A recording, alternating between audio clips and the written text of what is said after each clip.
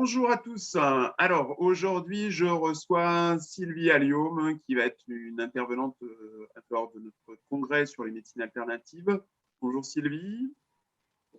Bonjour Cédric. Alors, du coup, pour le congrès, tu vas nous parler des médecines alternatives en complément des communications animales.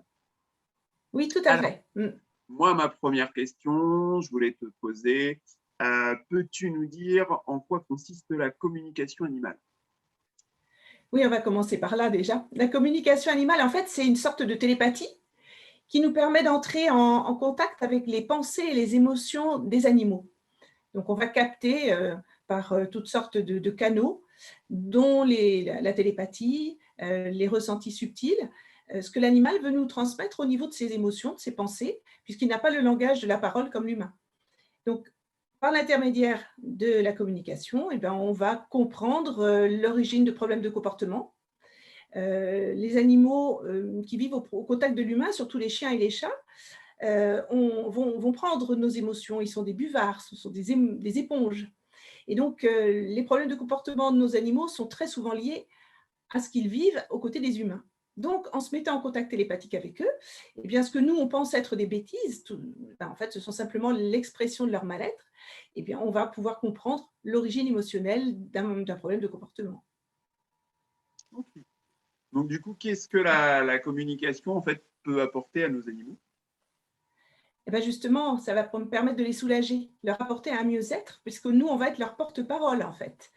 Nous, on va recevoir les informations, on va les retransmettre au maître, qui va comprendre du coup l'origine du problème du comportement. Très très souvent, l'animal, à partir du moment où il s'est exprimé au travers du communicateur, eh bien, il est déjà soulagé d'avoir pu dire ce qu'il avait sur le cœur et qui ne passait pas, puisqu'il n'avait pas le langage. Il l'exprimait de façon comportementale. Très souvent, le problème d'ailleurs s'arrête assez rapidement à partir du moment où la communication a eu lieu. Mais parfois, ça ne suffit pas. Et c'est là qu'on va aller au-delà et qu'on va utiliser justement toutes ces médecines alternatives qui vont être en complément pour aider l'animal à se libérer de ses émotions ou de mémoires qu'il a pu capter et qui entravent sa vie quotidienne. Mm.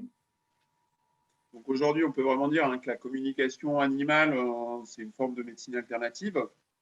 Euh, Oui, Comment elle peut vraiment complémenter aujourd'hui la médecine conventionnelle? Est-ce qu'on peut travailler en partenariat avec un communicateur animal? Qu'est-ce qui peut apporter aujourd'hui dans la communication animale à la médecine conventionnelle? oui, très, très souvent, le communicateur, lui, il est contacté lorsque justement les traitements vétérinaires n'ont pas suffi. Lorsque le travail d'un comportementaliste a déjà bien dégrossi, mais qu'il reste toujours un petit quelque chose qui n'est pas encore compris et soigné, guéri, analysé.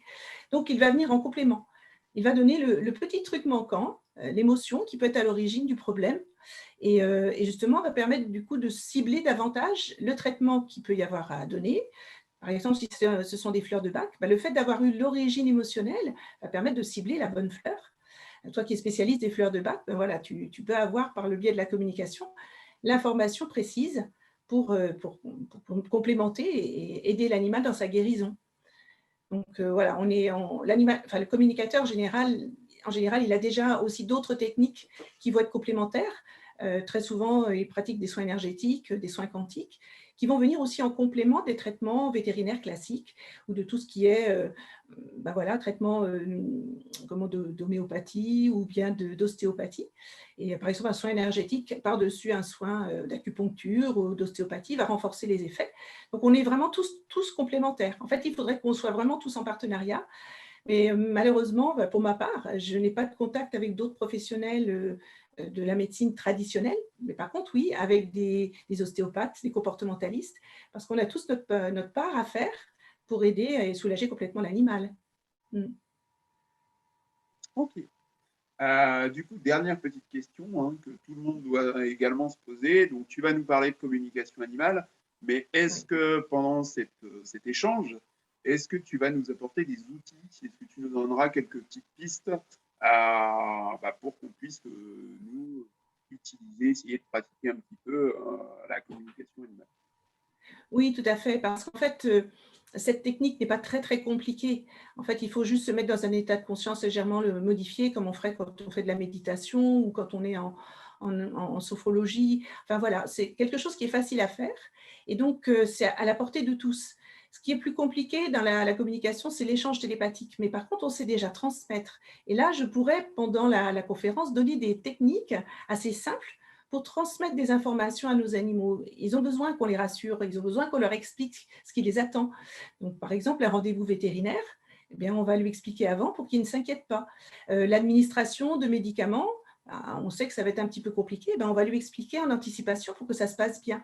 Et ça, ce sont des choses très, très faciles à faire et ça, je pourrais donner ces conseils-là lors de la conférence. Super. Donc, Mhm. vivement, congrès sur les médecines alternatives. Tout Cet à fait, échange ça va être très va être chouette. super intéressant. Donc, ça marche. Eh ben, écoute, merci pour ce petit interview. Et Je t'en puis, prie. bah, je te dis à très bientôt hein, à un autre congrès Oui, sur les médecines alternatives. rendez-vous en septembre. Ouais, tout à fait. Ça marche. À Au bientôt. revoir, à Au revoir. bientôt.